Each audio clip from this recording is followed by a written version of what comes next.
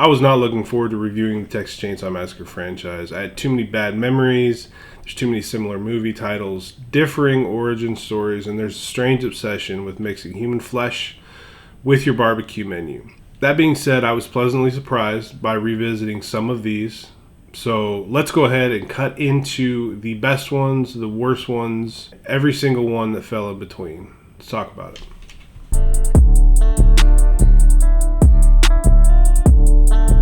Dead last, number 9, Texas Chainsaw Massacre: The Next Generation. Do you know how bad a movie has to be for it to have Matthew McConaughey in it and still be the worst of the bunch? I mean, cross-dressing Leatherface sealed this one's fate for me. It was abysmal, and that's with McConaughey and, to a lesser extent, Renee Zellweger carrying the film. We're going to put Leatherface, Texas Chainsaw Massacre 3 in the 8th spot. This should be dead last, to be fair, for the false advertising that was that amazing Masters of the Universe style trailer that they tried to hit us with. But it ended up about as bad as you would think. Stellar cast. I mean, hard to find anything wrong with this group of talent, but it deserved a better killer. It deserved a better script. There were a couple parts that made me laugh. It had the little girl from Friday the 13th, Part 7, The New Blood. I appreciated that, but nobody could save this one. Not even Joe Grizzly. I'm Joe Grizzly, bitch. Ken Forey, shout out. Lucky number 7, we've got Leatherface from 2017. Now, you're on the right path if you're willing to take a half-court shot with your horror movie. But things got weird here in a really big way. And even with the addition of Steven Dorff, you could not do anything with this Leatherface origin story. It gave us a lot more questions than we had answers to. And it just was not a solid Texas Chainsaw Massacre film.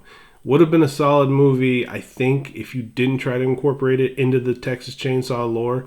But they did that. They slapped Leatherface on the title, and we get what we got. Moving on. Netflix, feels like, along with Disney, owns the world. And in 2022, they decided to give us our number 6 entry, which is titled Texas Chainsaw Massacre. It was better on the second watch when I gave it a second watch, but we're branching off of the original and only the original. They're retconning everything else. We're still with the Sawyers. And the idea to me that the entire state of Texas couldn't find this big, massive human being that just so happened to love a chainsaw and wearing other people's skin for 50 years is wild to me. It's nuts. And he's just hanging out in an orphanage with a just gentle little old lady who took his chainsaw and sealed it into a wall.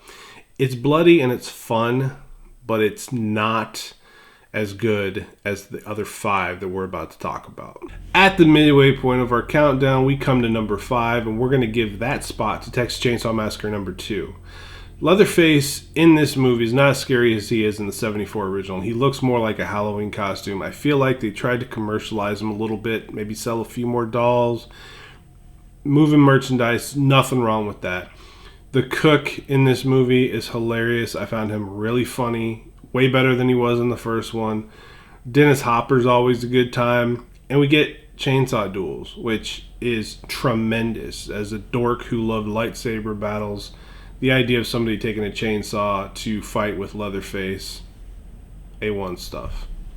So at number 4, we've got Texas Chainsaw 3D. And I was just going to say Alexander Daddario and leave it at that because, well, Alexander Daddario. But because I have this as the 4th best, I have to acknowledge the swing that they did take with the ending that they gave to the film. I mean, nobody saw that coming. And if you haven't seen it, I won't say anything else to spoil it for you.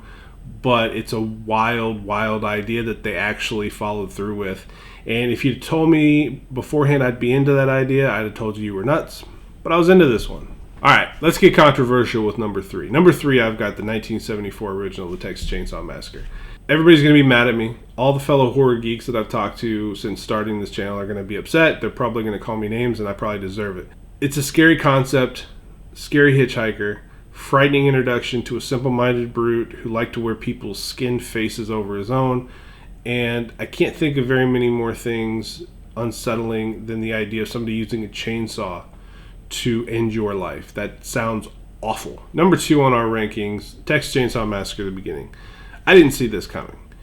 When I heard about the movie, I didn't anticipate liking it. I had really hoped for a follow-up to what I have as the number 1 film on my Aging Gracefully rankings.